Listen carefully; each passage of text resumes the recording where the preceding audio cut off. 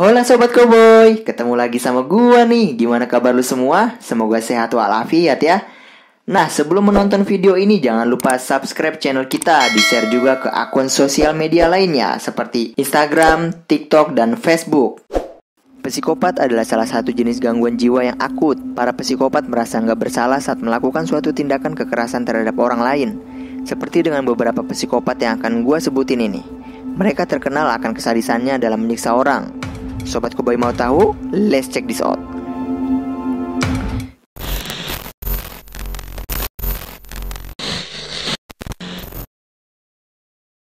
Yang pertama, Elizabeth Bathory.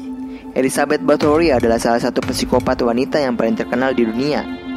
Siapa yang menyangka bahwa istri dari keluarga bangsawan Bathory yang terkenal di akhir tahun 1500 ini ternyata memiliki sebuah kelainan jiwa sehingga mampu melakukan hal-hal di luar akal sehat manusia.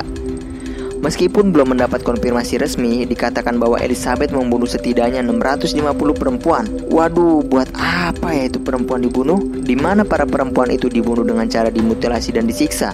Elizabeth percaya bahwa darah para wanita itu dapat membuat kulitnya tetap muda, walaupun banyak para saksi yang bersedia bersaksi akan kesadisannya. Namun berkat posisi dan kekuatan keluarga Bathory, Elizabeth tetap dipertahankan dalam keluarga bangsawan. Orang dalam nih. 2. Early Nason. Early Nason pada awalnya hanyalah seorang anak kecil biasa sampai dirinya mengalami kecelakaan pada usia 10 tahun. Nason yang saat itu sedang mengendarai sepedanya bertabrakan dengan sebuah mobil.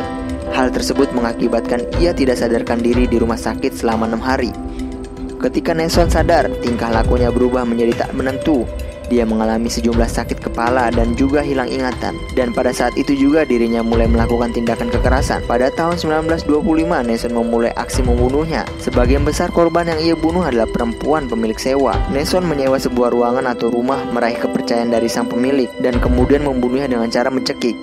Tidak hanya itu, ternyata Nason juga mengidap kelainan lain, yaitu nekrofilia, yaitu ketertarikan untuk berhubungan seksual dengan mayat.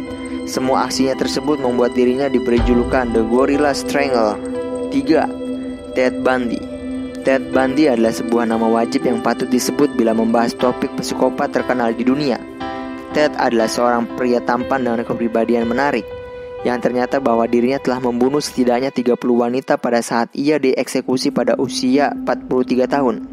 Aksi sadisnya itu bermula karena dirinya berpisah dengan kekasihnya. Wah, trauma nih dia. 4. Nanny Doss. Nancy Hazel atau yang lebih dikenal dengan sebutan Nanny Doss adalah pembunuh berantai yang telah membunuh 11 orang di tahun 1920 sampai 1954. Setelah suami keempat meninggal di rumah sakit, Nanny Doss mengaku telah membunuh ketiga suaminya terdahulu, 2 anaknya dan 2 saudaranya, hingga ibu kandungnya juga jadi korban. Apalagi cucu laki-lakinya dan juga salah satu dari ibu mertuanya yang bertujuan untuk mendapatkan asuransi. Sebutan nenek tertawa karena ia selalu tersenyum dan tertawa walau sedang dalam sidang sekalipun. 5. Mary Bell.